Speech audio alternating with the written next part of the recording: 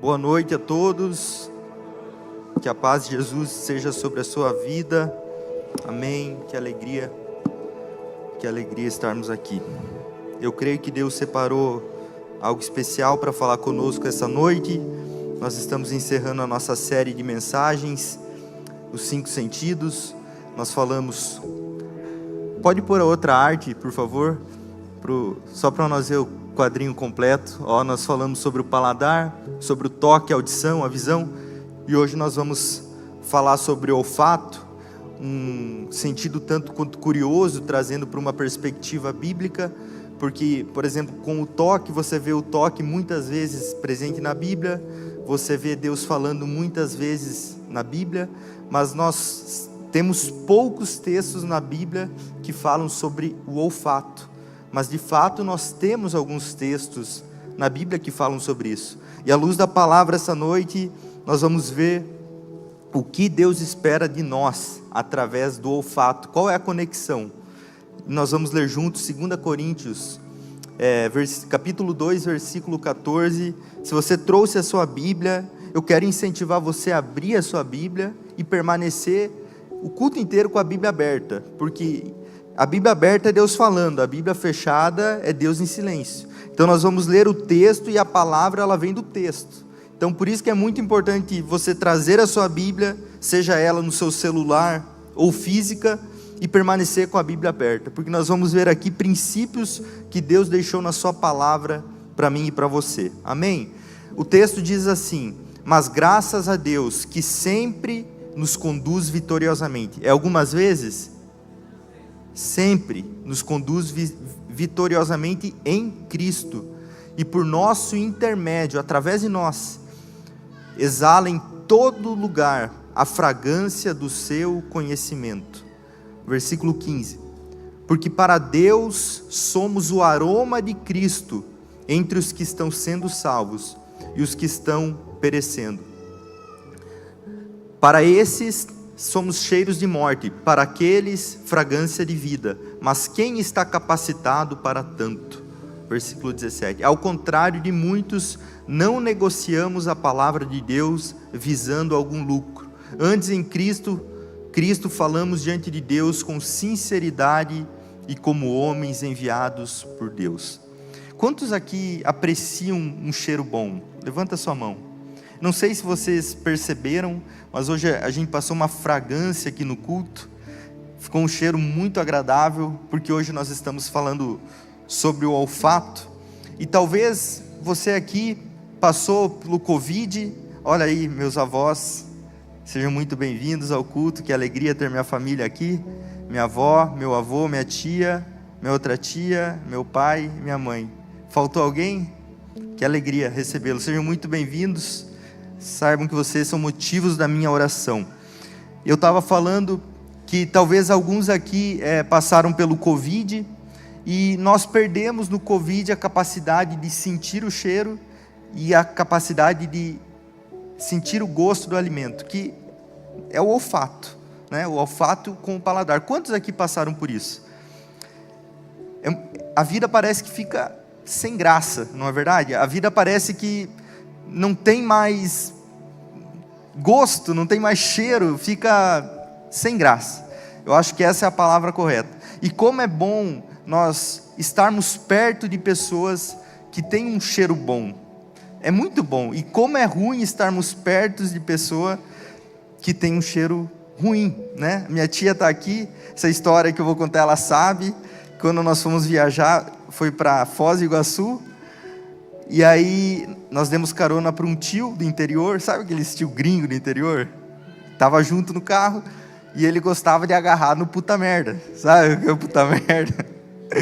Só que o que acontece, ele não usava desodorante, e a viagem inteira eu fui do lado dele, eu fui sentado no meio, e assim, horrível, o cheiro ruim demais. E na volta o que eu fiz? Eu falei, não, eu quero ir com a minha avó, quero ir com a minha nona, né? Eu quero ir com ela, porque eu quero. Não, mas por que não? Eu gosto de viajar com a nona, não sei o quê. E aí foi a nona e o outro tio foi com a minha tia. E aí depois eles entenderam o porquê que eu quis fazer essa troca. é porque nós gostamos de estar perto de pessoas que cheiram bem. E o cheiro na Bíblia, ele arremete a comportamento. A Bíblia diz, em Êxodo 30, 34, Deus estava dando as instruções para construir o tabernáculo. E Deus deu a instrução para fazer um perfume. Olha só, não precisa abrir. O Senhor disse a Moisés: pegue a mesma quantidade de substâncias aromáticas, estoraque, ônica, gálbano e incenso puro, e com isso façam incenso. Perfume segundo a arte de perfumista, temperado com sal, puro e santo. Moa uma parte desse incenso e coloque-o diante da arca do testemunho, na tenda do encontro, onde me encontrarei com você. Esse incenso será coisa santíssima para vocês.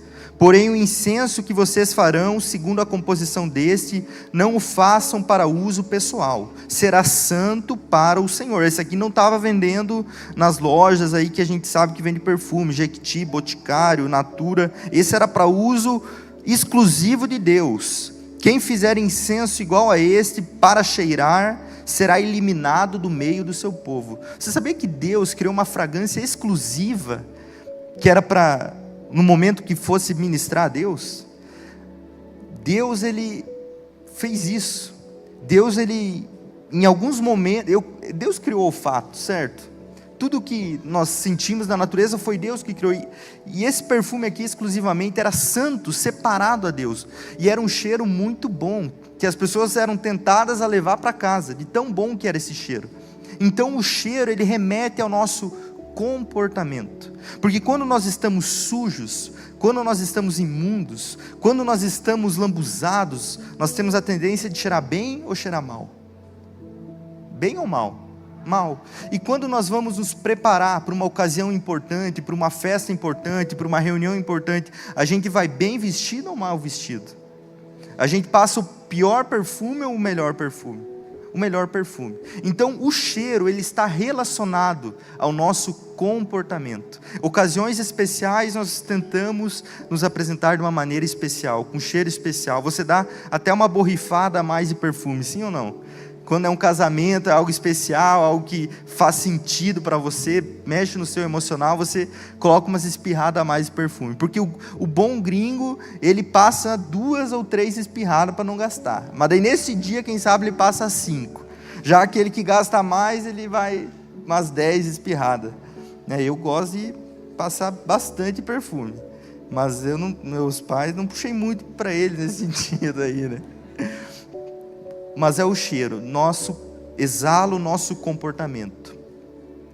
Todos nós gostamos de um bom cheiro.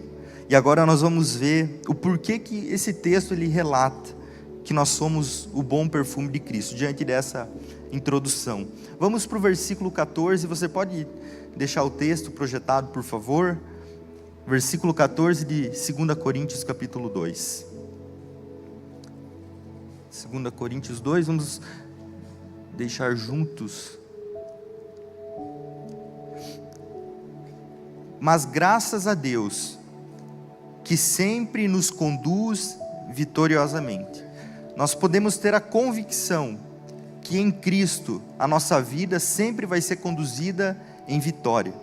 Não é uma vitória nos termos humanos, é uma vitória nos termos de Deus. Porque Paulo, escrevendo isso, ele passou por diversas situações, aflições, tribulações. Mas ele conseguia ver que em tudo o que ele passava, a glória de Deus era manifestada, a palavra de Deus ela era pregada. Então nada pode frustrar os planos de Deus. Por isso que Paulo, inspirado pelo Espírito Santo, ele escreve nesse texto: graças a Deus que sempre nos conduz vitoriosamente. Então Deus sempre vai nos conduzir em vitória. Nós podemos ter essa convicção na nossa vida. Se Jesus mora no nosso coração, se a nossa vida está entregue a Ele, nós sempre vamos viver em vitória.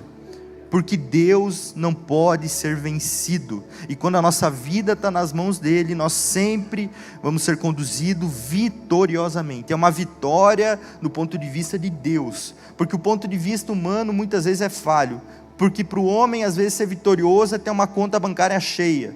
mas há bilionários que falam que um homem é tão rico, é tão pobre, que tudo que ele tem é dinheiro. Então o nosso conceito de vitória é um conceito muito escasso, comparado ao conceito de vitória da parte de Deus, porque Jesus veio para nos dar vida e vida em abundância. Com isso, Deus nos conduzindo em vitória, Ele deseja que nós exalemos uma fragrância do conhecimento de Deus. Vamos para o versículo 15. Porque para Deus, para quem? Para Deus. Então, para Deus, somos o aroma de Cristo entre os que estão sendo salvos e os que estão perecendo. Para Deus, nós somos o aroma de Cristo. O que isso quer dizer? Quer dizer que existe um Deus todo-poderoso, que se fez homem, que veio à terra, que morreu por nós, que nos salvou, que nos redimiu, que ressuscitou ao terceiro dia, e agora para Ele, nós somos o aroma dEle, para onde nós formos. É através de nós que a palavra do Senhor vai ser espalhada por toda a face da terra. Por isso que o texto diz que para Deus nós somos o aroma. É possível limitar um aroma? É possível bloquear um aroma? O aroma ele se espalha, o aroma ele se alastra. Então para Deus Ele espera que eu e você sejamos aroma de Cristo por onde nós formos. Para Deus Ele espera que no nosso trabalho, na nossa escola, se você estuda, nas suas viagens, nos seus afazeres, na sua casa, aonde você colocar a planta do seu pé, Deus espera que ali você seja aroma de Cristo, que ali você dê um testemunho de Cristo, que ali você faça boa diferença, que ali você pregue a palavra de Deus quando tiver a oportunidade, que ali você seja uma resposta, que ali você seja um exemplo, que ali você seja uma referência. Para Deus é isso, Ele espera, para Deus, que nós sejamos um bom aroma de Cristo. Nós precisamos, como cristãos, ser pessoas que influenciam as pessoas à nossa volta. Nós precisamos, como cristãos, ser pessoas que deixam uma marca de Jesus na vida de pessoas. Nós precisamos, senão nós não estamos, precisamos rever o nosso cristianismo, nós precisamos pensar se realmente nós somos cristãos, porque o aroma de Cristo precisa exalar por onde nós formos, nos lugares que nós estivermos. Nós precisamos ser testemunhas de Jesus. Jesus nos chamou para ser testemunhas dele por onde nós formos. Ah, mas eu não falo bem. Não precisa falar, use o seu exemplo. E quando Deus lhe der uma oportunidade, aí você usa palavras para falar da fé que você tem, porque o seu exemplo, a sua postura precisa incomodar as pessoas ao seu redor, a ponto delas falar: como assim? Essa pessoa, isso, aquilo e aquele outro é diferente. É o aroma de Cristo sendo espalhado por onde quer que nós formos.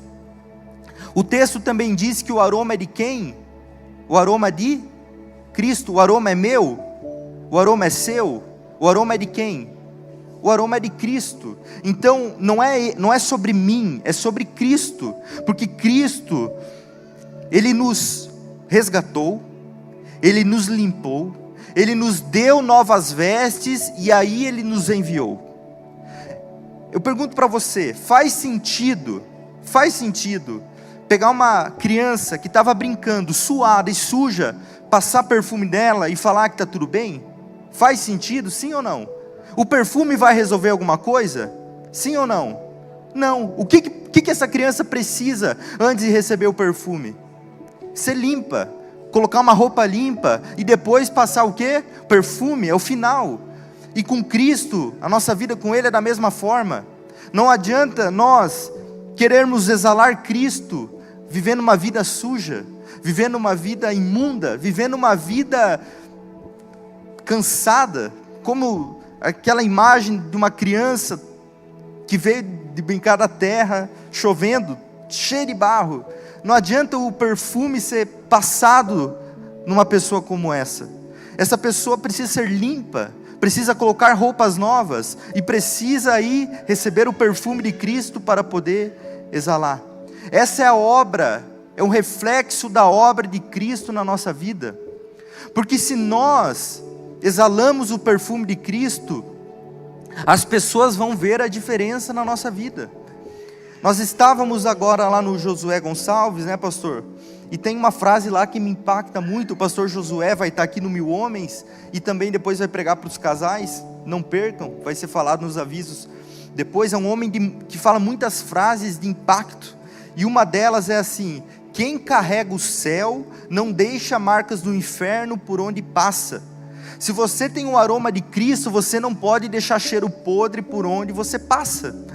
Será que se nós fizermos uma autoavaliação, qual é o aroma que nós temos exalado no nosso dia a dia, nas pessoas do nosso convívio? Será que nós temos exalado um aroma de Cristo na vida das pessoas? Ou será que nós temos exalado um aroma ruim na vida das pessoas? A ponto de as pessoas quererem se afastar, a ponto das pessoas falarem mal de Deus e da igreja por nossa causa? Porque às vezes o problema não é às vezes não sempre, o problema não é o perfume. O problema é nós que insistimos em viver na sujeira e queremos dar testemunho de Cristo. Aí as pessoas vão olhar para nós e vão falar: não, mas esse Cristo não é o Cristo que eu tenho expectativa de conhecer, porque se ele faz isso na vida de alguém, eu não quero conhecer esse Cristo.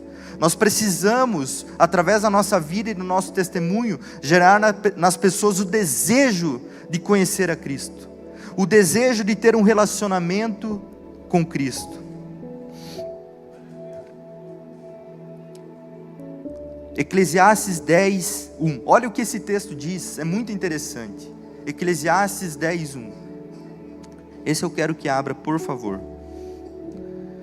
Assim como a mosca morta produz mau cheiro e estraga o perfume, também um pouco de insensatez pesa mais que a sabedoria e a honra. O texto está dizendo que uma mosquinha morta dentro de um recipiente de perfume estraga todo o perfume, e compara isso com um pouco de insensatez na nossa vida. Estraga a sabedoria e o conhecimento. Nós precisamos buscar de Deus temor, santidade, viver uma vida limpa diante dEle, porque senão, um pouquinho daquilo que a gente faz de errado tem a condição de impedir alguém de conhecer o Senhor Jesus, porque a pessoa vai olhar: não, ele é até legal, mas olha aí, ele faz isso aí igual eu, não é diferente de mim. E só Deus pode nos dar essa condição. Nós, pela nossa própria força, não conseguimos. Tanto que o apóstolo Paulo fala esse texto sobre o bom perfume de Cristo. E ele fala assim: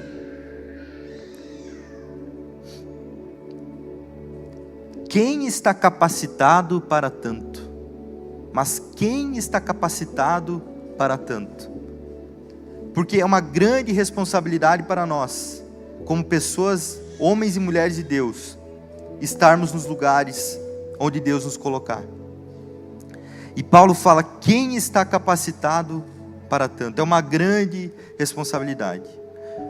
Só que a Bíblia diz também que quando nós somos fracos é que nós somos fortes, e o poder de Deus se aperfeiçoa na nossa fraqueza. Coloque suas dificuldades diante de Deus, coloque suas mazelas diante de Deus, coloque sua sujeira diante de Deus, e Ele tem a condição de te limpar, te capacitar, te colocar uma roupa nova e te enviar, para que você seja um bom perfume onde quer que Deus te coloque, na região que Deus te coloque, na cidade que Deus te colocar, você vai exalar o bom perfume de Cristo. No versículo 16 diz, aqui: para estes somos cheiros de morte. Porque no 15 diz: aroma de Cristo entre os que estão sendo salvos e os que estão perecendo. Nós somos bom perfume de Cristo para quem está sendo salvo e para quem está perecendo. O perfume, ele é inegável. Ele é inegável. Quando a pessoa ela recebe essa fragrância de Cristo, ela sente essa fragrância de Cristo, ela prova desse Deus que nós tanto temos falado nessa série de mensagens, é inegável.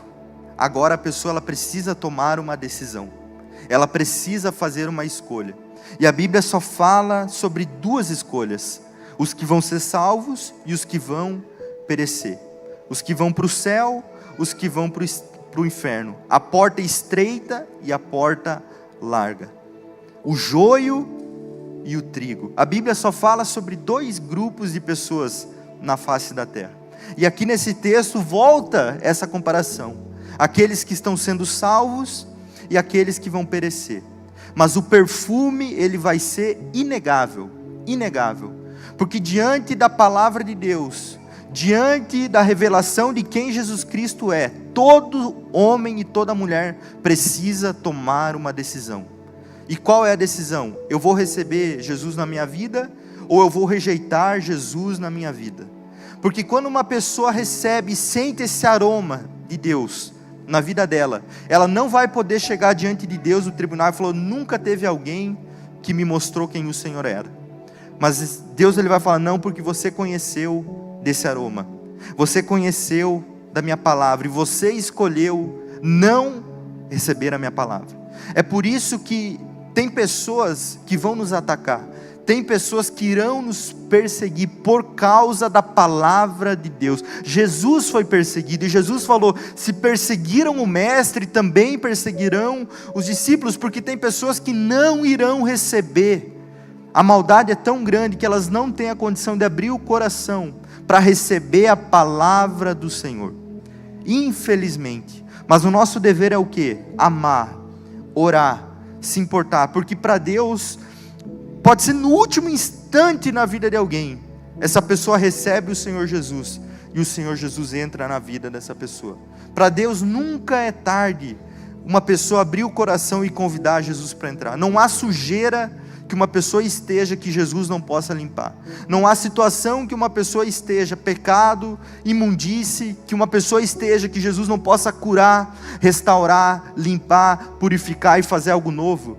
Deus falou para Isaías: vai na casa do oleiro que eu quero te mostrar o que eu faço com o meu povo. O oleiro é Deus e nós somos o barro. Se necessário, Deus quebra o barro e faz um vaso novo. Deus, ele tem a condição de pegar os cacos da nossa vida e fazer um vaso de honra e que glorifica a Deus. Ainda há chance, ainda há esperança que a palavra de Deus entre na nossa vida e transforme. Ainda há chance, ainda há esperança que no nosso trabalho, no nosso meio social, as pessoas sejam alcançadas pela palavra de Deus. Mas nós também não podemos ser ignorantes e pensar que todo mundo vai receber Jesus, porque não vai. Não vai, a Bíblia diz que não vai, e não é porque Deus não ama, não é porque Deus não se importa, é porque a Bíblia diz que o caminho para Deus é estreito, e largo é o caminho que vai para a perdição. Não são todos os caminhos que levam a Deus. O caminho que leva a Deus é Jesus Cristo. Eu sou o caminho, a verdade e a vida. João 14,6. Jesus fala: Ele é o único caminho que nos conecta a Deus. E é esse Cristo que nós precisamos exalar por onde quer que nós formos. A Bíblia diz em Hebreus capítulo 11, versículo 7, que pela fé, Noé, quando avisado a respeito das coisas que ainda não se viam, eu e você sabemos a respeito de coisas que ainda não se veem, porque a Bíblia diz sobre o final dos tempos, a Bíblia diz que haveria guerras e rumores de guerras, a Bíblia diz que pai se voltaria contra filho e filho se voltaria contra pai, mas era o princípio das dores, o amor de muitos esfriaria, nação se colocaria contra a nação, ainda não era o fim. Jesus falou isso, nós sabemos a respeito das coisas do fim. A Bíblia diz, o livro de Apocalipse, sabe qual que é o significado de Apocalipse? Revelação. O livro de Apocalipse em inglês é Revelation, que significa revelação. Então Apocalipse é um livro que Jesus ditou, palavra por palavra, para João a respeito das coisas que aconteceriam no fim. Mas não é um livro para nós ter medo, mas é um livro para nós termos esperança, porque Jesus está falando, tudo pode piorar, mas tenham esperança, porque eu vou vir buscar a minha igreja. Há esperança para o povo de Deus. Para o povo de Deus, melhor é o final das coisas que o início delas. Há vitória para o meu povo, eu sempre conduzo o meu povo em vitória. Então nós sabemos a respeito das coisas que vão acontecer no fim. Nós temos essa revelação, e essa revelação está na palavra, e nós só não vemos isso se nós não quisermos, porque a Bíblia, ela relata profecias que estão se cumprindo, que já se cumpriram e que vão se cumprir. A Bíblia diz que pode passar céu e terra, mas a minha palavra jamais passará, porque Deus, Ele conhece o ontem, Deus conhece o hoje, e Deus, Ele conhece o amanhã, e Ele revelou para nós na sua palavra. Basta nós crermos e tomarmos posse da palavra que Deus já nos revelou. Já nos revelou. Você acredita que Isaías profetizou mais de 1000 anos antes de Cristo a respeito do Messias que haveria de vir? Ele vai vir montado no jumentinho. Na verdade, isso quem profetizou foi Zacarias, se eu não me engano, que ele haveria de vir montado num jumentinho. Leia o livro de Mateus e você vai ver, para que se cumprisse a escritura, textos relacionados com o Antigo Testamento, ligados. Parece que o cara escreveu vendo a cena, porque Deus, Ele está no ontem, Deus está no hoje, Deus está no amanhã. Não foi homens que escreveram a Bíblia, é Deus o autor da Bíblia. A Bíblia tem diversos escritores, mas um só autor, que é o Espírito Santo, que inspirou homens ao longo do tempo para escreverem essa palavra. Tem um livro de Maomé, o Alcorão, que só um homem escreveu, num curto período de tempo, e há muitas contradições. A Bíblia foi escrita num período de 1500 anos, por 44 autores aproximadamente, e você não encontra contradições, ela se completa, ela se encaixa. Foi escrita por servos, por reis, por pescadores, por médico, por vários tipos de pessoas, em vários materiais, em várias regiões geográficas, mas a Bíblia se completa, é porque a Bíblia é a palavra de Deus, e Jesus veio para cumprir essa palavra. No início era o Verbo era Deus, o Verbo estava com Deus, e o Verbo se fez carne e habitou entre nós, cheio de graça e de verdade. O Verbo veio, e o Verbo voltará para buscar a sua igreja. Então nós sabemos a respeito das coisas que ainda não se viram, assim como Noé, movido por santo temor, construiu uma arca para salvar a sua família. Por meio da fé, ele condenou o mundo e tornou-se herdeiro da justiça, que é segundo a fé. No mundo em que Noé vivia, não havia um que cria no Senhor e que buscava Deus, somente ele e a sua família. E pela fé que ele tinha em Deus, ele condenou o mundo, não porque ele era ruim, mas porque ele acreditava em Deus. Então tem como crer em Deus, ainda tem como nós colocarmos a nossa vida diante de Deus, ainda há tempo para nós colocarmos a nossa vida na mão do Senhor, nossa família na mão do Senhor, tudo que nós temos na mão do Senhor. Pela fé nós cremos e colocamos a nossa vida na mão de Deus. Para concluir, eu gostaria de ler 3 textos. Na verdade, 3 convites que eu quero fazer. Hoje eu quero orar brevemente por você aqui na frente. Eu quero convidar 3 grupos de pessoas aqui para vir. O primeiro grupo que eu quero convidar é as pessoas que hoje vão receber Jesus Cristo na sua vida. Hoje.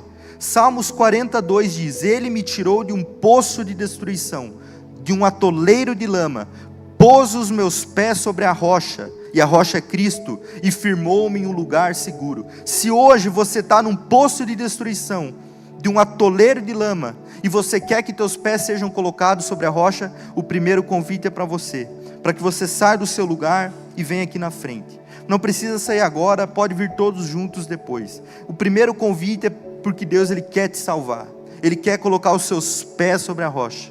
A Bíblia diz: aquele que construiu a casa sobre a rocha, vieram os ventos, a tempestade, mas a casa permaneceu em pé, porque ela estava alicerçada sobre a rocha. Mas aquele que ouve as palavras de Deus e não as pratica, é como o homem que colocou a casa sobre a areia.